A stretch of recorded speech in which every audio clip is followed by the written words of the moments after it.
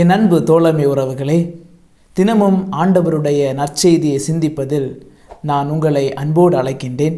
என்னுடைய யூடியூப் சேனலை யாரெல்லாம் முதல் முறை வருகின்றீர்களோ அவர்கள் அனைவருமே சப்ஸ்கிரைப் செய்து கொள்ளுங்கள். பிரியமானவர்களே, இன்றைய அந்த நற்செய்தியிலேயே இயேசு விளக்கு ஓமையை பற்றி நமக்கு எடுத்துரைக்கின்றார். விளக்கு எதற்காக பயன்படுத்துவார்கள்? இருட்டை அழிப்பதற்கு, ஒளி தருவதற்கு பயன்படுத்துவார்கள். அதே விளக்கை நாம் மறைத்து வைத்தால் யாருக்கு பயன்படுமா? பயன்படாது. அதை விளக்கு தண்டின் மீது வைத்தால் மட்டும்தான் அது பிறருக்கு பயன்படும், இருட்டை அழிக்கும், நம் ஒளியிலேயே வாழ்வோம். அதே போலத்தான் நம்முடைய வாழ்வும் ஒரு விளக்கு மாதிரி. அதாவது நம்மை கடவுள் படைத்த போது நமக்கு நல்ல எண்ணங்கள், நல்ல செயல்கள், நல்ல திறமைகளை தந்து படைத்திருக்கின்றார். அதை நாம் நல்ல வழியிலேயே பயன்படுத்த வேண்டும், பிறருக்கு பயன்படும் வகையில்.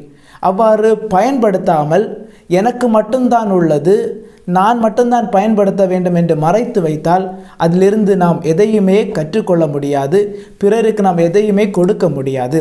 சிறந்த எடுத்துக்காட்டாக, நமக்கு ஏதாவது ஒரு திறமை இருக்கிறது என்றால் அதை தொடர்ந்து பயன்படுத்துகின்ற பொழுது அதிலிருந்து புதியதை நாம் கற்றுக்கொள்ள முடியும், நம்முடைய திறமையை வளர்த்து கொள்ள முடியும்.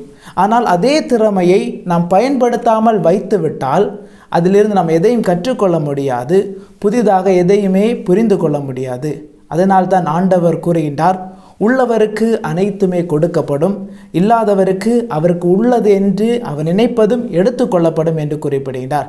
எனவே பிரியமானவர்களே, கடவுள் நமக்கு கொடுக்கப்பட்டிருக்கின்ற அந்த நல்ல திறமைகள், நல்ல சிந்தனைகள், நல்ல செயல்கள், நல்ல எண்ணங்கள், இவை அனைத்தையுமே நாம் பயன்படும் வகையிலேயே, பிறருக்கு நன்மை தரும் வகையிலே பயன்படுத்துவோம்.